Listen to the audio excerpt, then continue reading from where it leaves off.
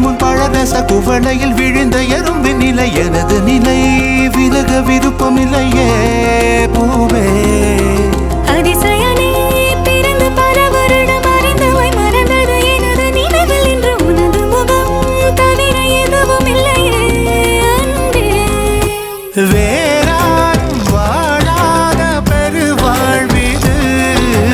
நினைத்தாலே மனமெங்கும் மழை தூவுது மழலையின் வாசம் போதுமே தலையினில் வானம் போதுமே ஒரு கணமே உன்னை பிரிந்தால் உயிர் மலர் காய்ந்து போகுமே நீதானே